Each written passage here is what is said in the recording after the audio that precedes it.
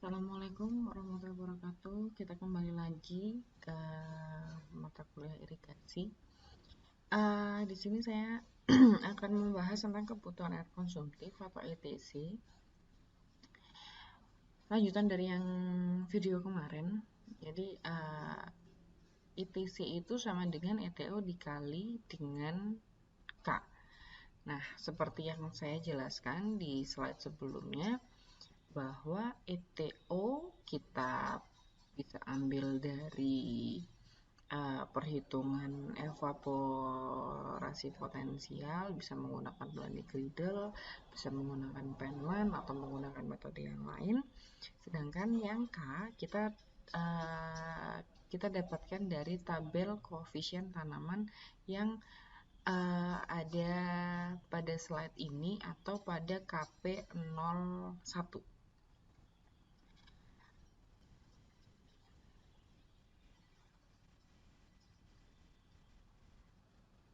Itu adalah evaporasi kebutuhan air konsumtif atau evapotranspirasi. Nah, kita masuk yang kedua atau perkolasi. Perkolasi itu adalah kehilangan di dalam tanah, di mana air meresap ke dalam tanah sampai melalui batas lapisan tanah jenuh air. Itu adalah perkolasi. Daya perkolasi sendiri bergantung dari jenis tanahnya. Jika ada sandy loam berarti 3-6 mm per hari. Kalau loam dia 2-3 mm per hari. Kalau clay loam berarti dia 1-2 mm per hari. Clay loam itu lempung. Jadi tergantung dari jenis tanahnya, partikel-partikel yang ada di tanah tersebut. Itu adalah perkolasi. Selanjutnya adalah kebutuhan air untuk penyiapan lahan dan pembibitan atau PD. Nah, PD ini waktunya adalah 25-45 hari sebelum masa tanam padi. Kalian bisa memilih, Bu, saya mau yang 30 hari saja atau saya mau yang 45 hari saja, karena kan saya sudah tentukan kemarin pakai yang 15 harian, 30 atau 45. Kalau ada yang pakai 10 harian, biasanya memilihnya 30 atau 40 hari. Nah, ini PD ini dilakukan pada sebelum masa tanam padi. Jadi misalnya masa tanam padi 1 bulan, masa tanam padi 3 bulan, berarti sebelumnya dia ditambahkan 30 hari atau 45 hari untuk penyiapan lahannya. Nah, rumusnya PD sendiri seperti ini, M dikali E pangkat K per E pangkat K min 1. M itu adalah EO plus P, ya EO-nya adalah 1,1 dikali ETO. Kita ketemu lagi dengan ETO. ETO tadi, ETO yang di depan, yang di Blaney Riddle dikalikan 1,1 ketemu dengan EO. Nah, P-nya adalah perkolasi. Ada yang tergantung dari jenis tanah kalian tadi. Kalau K dikali adalah M kali T per S. M-nya sudah EO plus P gitu kan. T-nya adalah waktu penyiapan lahan. Jadi waktu penyiapan lahan kalian 30 atau 45 hari gitu ya. S-nya adalah air untuk penjenuhan. Ada 250 mm jika ada bero dan 300 mm jika 250 tidak ada bero dan 300 mm jika ada bero. Nah, kapan yang dipakai? 250 atau 300? 250 jika tidak ada bero. Berarti kalian sebelum PD, kalian sudah menanam dulu. Jadi entah itu menanam padi juga atau entah itu menanam palawija. Nah, itu makainya es yang 250. Tapi ketika ada bero, sebelum penanaman, sebelum PL atau sebelum PD ini, kalian tidak menanam apa-apa, jadi lahannya kosong, tidak ditanami apapun, nah kalian pakai yang 300. Bero itu apa sih Bu? Gitu kan. Pertanyaan itu muncul. Bero adalah lahan di mana dia istirahat, dia tidak ditanami sama sekali. Itu namanya bero. Yang selanjutnya adalah penggantian lapisan genangan atau WLR. Waktunya ada 2 kali selama masa tanam padi. Hanya selama masa tanam padi. Sama, yang PD juga sebelum masa tanam padi. Jadi PD dan WLR itu hanya pada padi. Kalau PD sebelumnya, kalau WLR itu setelah waktu selama masa tanam. Jadi kapan? 1 bulan setelah masa tanam. Jadi 1 bulan setelah tanam. Jadi kan PD, terus selesai PD 45 atau 30 hari, terus kita tanam padi nah kita tanam padi 1 bulan berikutnya kita pakai WLR. WLR-nya selama 15 hari. Setelah itu tanam. Nah, pada bulan kedua, jadi bulan pertama, bulan kedua, nah bulan kedua diganti lagi lapisannya. Selama 15 hari lagi. Seperti itu. Jadi ada 2. Besar kebutuhan airnya berapa? Langsung ditentukan 3,333 mm per hari. Kita masuk lagi ke curah hujan efektif. Curah hujan efektif adalah curah hujan yang turun di suatu daerah terdiri atas 2 jenis, curah hujan nyata dan curah hujan efektif. Sejumlah air yang jatuh. Kalau curah hujan nyata adalah sejumlah air yang jatuh sebagai hujan di permukaan tanah dalam periode waktu tertentu. Kalau curah hujan efektif, air yang jatuh sebagai hujan di petak sawah pada masa pertumbuhan tanaman dapat dimanfaatkan untuk memenuhi kebutuhan air tanaman. Ini adalah curah hujan nyata, itu curah hujan yang kita tampung, yang kita lihat. Kalau curah hujan efektif itu yang kita bisa manfaatkan sepanjang tahun untuk kita memenuhi kebutuhan air tanaman. Nah, metode perhitungannya ada banyak sekali. Ada metode PU, metode basic year gitu kan, ada Gumbel, ada Sanyu Consultant, Snow White Mountain, Nedeco, Widas gitu kan, Usda, Varsny. Nah, kita masuk ke yang metode PU. Metode PU itu adalah langkah perhitungannya menggunakan R80 dari basic year. Curah hujan efektifnya R80 dikali 0,7. Satuannya milimeter per periode. Nah, ini adalah cara perhitungan untuk metode PU. Curah hujan andalan dengan peluang 80%. Tadi kan R80 itu adalah curah hujan andalan dengan periode dengan peluang 80%, R80. Kita punya data hujan selama 10 tahun. Hitung hujan bulanannya untuk tiap bulan, tiap tahunnya, jadi milimeter per bulan. Hitung bulanannya, jadi kita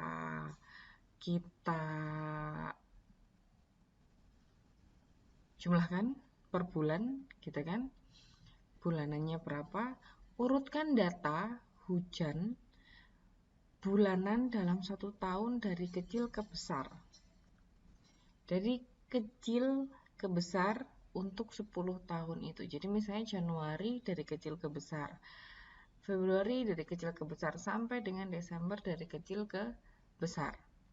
Misalnya Desember tahun 2011 sampai dengan Januari 2011 sampai dengan Desember 2020. Itu kan 10 tahun. Nah, itu kita urutkan dari kecil ke besar semua. Hitung urutan R80 itu N per 5 ditambah 1 jika jumlah data sama dengan 10. Kalau jumlah datanya ada 10 tahun, berarti N per 5 plus 1. Kalau jumlah datanya 10, berarti N-nya adalah 10, jumlah data. Kalau berarti R80 sama dengan 10 per 5 plus 1. Jadi dia urutan ketiga dari yang paling kecil. Ini menggunakan basic month. Tentukan tahun dasar perencanaan untuk tiap bulannya. Tentukan tahun dasar perencanaan untuk tiap bulannya. Dari urutan ketiga tadi kita pakai, oh ternyata urutan yang ada di urutan ketiga itu adalah tahun 2014 misalnya. Nah, tahun dasar perencanaannya berarti selama tahun 2014 Januari sampai Desember itu adalah tahun dasar perencanaan. Itu. Tulis data curah hujan. Tulis data curah hujan harian tiap bulannya pada tahun dasar perencanaan dan hitung rata-rata tiap bulan untuk mendapatkan satuan milimeter per hari. Oke, saya akan jelaskan. Nah, sekarang saya akan buat tabel.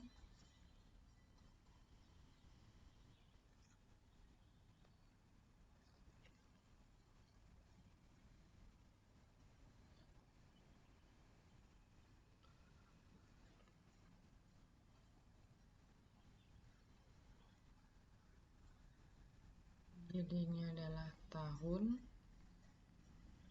ini adalah bulannya, ini tahun, misalnya tahun pertama sampai tahun ke-10 gitu ya. Terus ini bulannya mulai dari Januari sampai dengan Desember. Oke. Nah, dari Januari tahun pertama itu jumlahnya ada berapa? Yang di Desember jumlahnya juga ada berapa? Ini juga ada berapa? Ini ada berapa? Nah, dari ini kita urutkan Januari itu dari kecil ke besar. Ini juga Desember dari kecil ke besar. Semuanya, bulan-bulan yang lain juga seperti itu. Dari kecil ke besar. Ini kecil ke besar juga. Semuanya di bulan-bulan yang lain. Nah, dari kecil ke besar ini kita pakai urutannya, kita pakai urutan yang ketiga. Jadi misalnya ini tahun kedua, tahun ketiga gitu ya. Nah, ini urutan. Urut. Ini urutan pertama, urutan kedua, urutan ketiga sampai dengan urutan ke-10. Nah, yang kita pakai adalah urutan yang ke berapa urutan yang ketiga ini di sini. Nah, curah hujan efektif ini yang kita pakai. Gitu ya. Ini adalah R80.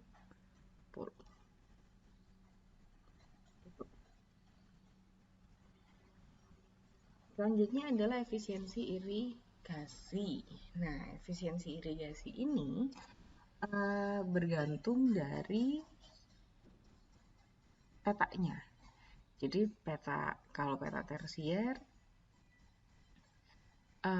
dia besarnya adalah 85 sampai 77,5%. Efisiensi di saluran sekunder 95,5 sampai 87,5, saluran primer 92,5 sampai 87,5. Kenapa sih kita perlu menggunakan efisiensi ini gitu kan?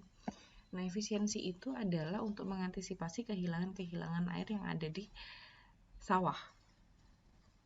Kehilangan air yang dari saluran sampai ke petak sawah. Mungkin yang di saluran primer itu kenapa kok nilai efisiensinya lebih besar? karena saluran primer menggunakan tepi atau menggunakan lining.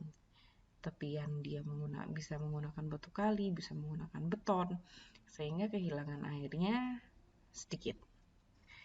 Nah, saluran sekunder hampir sama dengan saluran primer, karena biasanya saluran sekunder dan primer itu menggunakan lining itu tadi. Nah, yang paling besar kehilangannya adalah di saluran tersier atau di petak tersier. Ketika sampai di petak tersier. Nah, di petak tersier itu 85 sampai 77,5 nilai efisiensinya. Karena di saluran tersier biasanya dia tidak menggunakan lining. Jadi kehilangan airnya lebih besar daripada di saluran primer dan sekunder. Nah, efisiensi total itu kita menggunakan rumusnya adalah efisiensi tersier, sekunder, dan primer dikalikan semua. Nah, biasanya besarnya adalah 0,6 sampai 0,7. Sudah bukan persentase lagi. Debit yang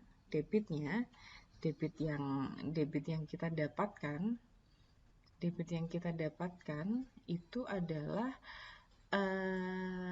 NFR atau kebutuhan air bersih di sawah dibagi dengan efisiensinya ini. Efisiensinya antara 0,6 sampai 0,73. Tergantung kalian mengambilnya besarannya berapa yang ada di sini. Dikalikan NFR dibagi dengan efisiensi yang ada di sini. Itu ketemunya debit yang sudah efisien. Nah, ini adalah contoh perhitungan untuk periode awal tanam. Jadi pola tanamnya kita tentukan dulu. Periode perhitungan 15 harian. Padinya varietas unggul. Awal tanamnya pas tanggal 1 Juli. Koefisien tanamannya K-nya 1,2, evaporasi potensialnya 6. Kebutuhan air konsumtifnya berarti K ini dikalikan dengan ETO 1,2 dikali 6, jadinya sekian. Perkolasi kita tentukan 1 mm per hari. Kebutuhan untuk penyiapan lahan dan pembibitan. Nah, tidak ada PD-nya 0 karena awal tanam. Berarti PD dilakukan pada bulan Juni. Awal tanamnya 1 Juli, PD-nya dilakukan pada bulan Juninya. Dia sudah 0. WLR masih 0. WLR ini ada ketika 1 bulan setelah masa tanam, berarti Juli 1, Juli 2, baru Agustus. WLR ini akan keluar pada 1 Agustus. Tuh. Kebutuhan air kotor GFR, berarti dia ETC itu sama dengan ETO ditambah P ditambah PD, WLR sama dengan 7,2 dikurangi 1 sama dengan ini. Ini dikurangi ya. Curah hujan efektif RE sama dengan 2 mm per hari. Kita sudah tentukan, kita sudah hitung RE-nya ketemunya 2. Kebutuhan air bersih di sawah, GFR ketemunya 6,2 ini tadi kurangi dengan RE. RE-nya dari hujan ini 2. Berarti dia masih butuh 4,2. Efisiensinya 0,8. Sudah terhitung 0,8, maka kebutuhan air tersier di sawah adalah 4,2 dikali 0,8 sama dengan 3,6. Oke, nih ketemunya milimeter per hari. Nah, kita jadikan mililiter per detik per hektar dikalikan dengan 0,1157. Oke, itu. Itu adalah contoh perhitungan untuk periode awal tanam.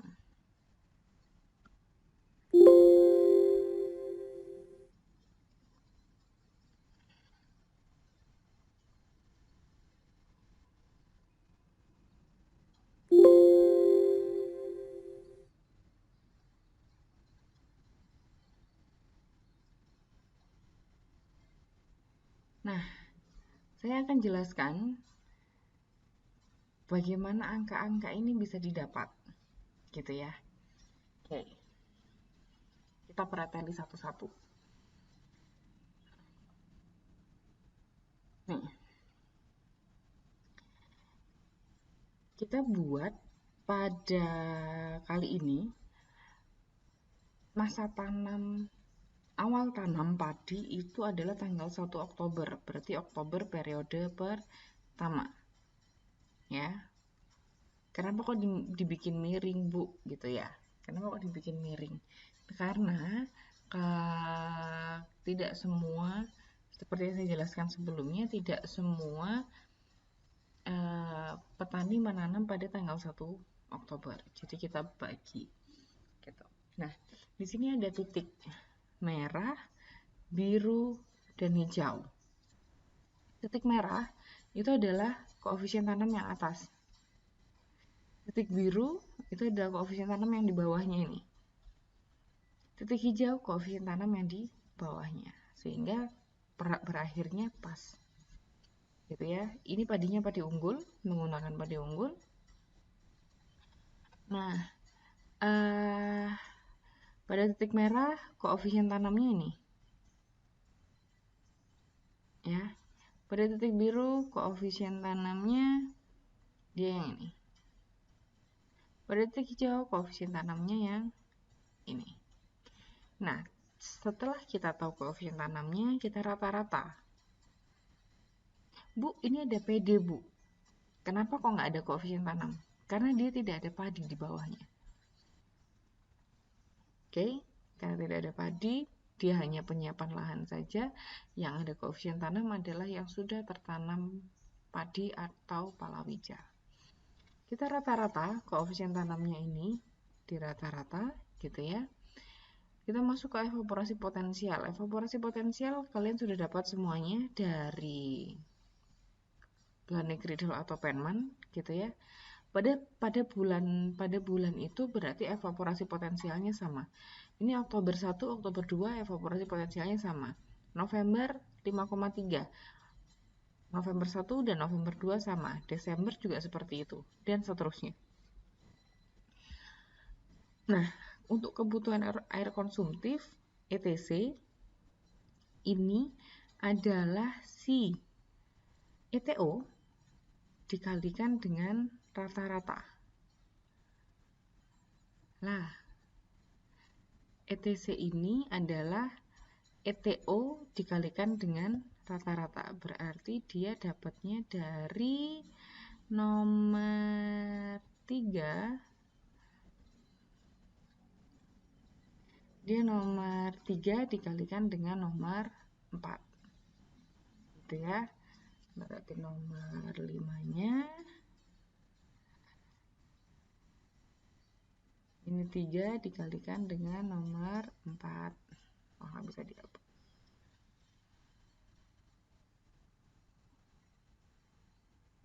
Oke. Itu adalah ETC.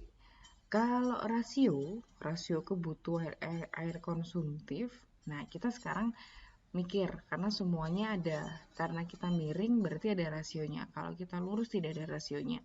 Kita buat yang miring. Rasionya kok bisa 0,25, Bu? Dari mana? Gitu kan. Nah, kita anggap ini. Kita anggap ini ada garis. Nah, garis ini adalah 1. Ya. Untuk keseluruhan ini adalah 1. Nah, yang tertanam padi hanya setengahnya. Hanya 1/4-nya. Setengah dari setengah petak. Berarti dia 1/4-nya. 0,25. Bu, ini kok bisa 0,75? Dari mana? Nah, kita garis lagi. Kita punya garis bayangan di sini. Ya, garis bayangan. Ini sudah setengah, tertanam padi semua. Nah, ditambah 0,25. Berarti dia 0,75. Karena ini belum ada tanam padinya. Oke, 0,75. Nah, ini 1. Karena semua sudah tertanam padi. Ini kan sudah ada tanam padi, ini setengah, ini setengah. Berarti dia sudah 1 rasionya. Oke, seperti itu. Sama, yang ke belakang juga seperti itu. Itu adalah cara perhitungan rasio. Ya. Selanjutnya adalah kebutuhan air konsumtif dengan rasio luas. Berarti kalau yang nomor 7 ini itu adalah nomor 5 dikalikan dengan nomor 6. Ya. Berarti nomor 5 dikalikan dengan nomor 6 sama dengan nomor 7. Kebutuhan air konsumtif itu adalah 6,96 dikalikan rasionya jadinya dia. Oke. Penggantian lapisan air karena ETO dan P. Nah, ini berarti M. Perhitungan M. M sesuai dengan rumus yang tadi berapa, K juga sesuai dengan rumus yang tadi berapa, sehingga dia ditemukan PD-nya. Dibuka lagi, dilihat lagi M rumusnya apa, K rumusnya apa, gitu ya.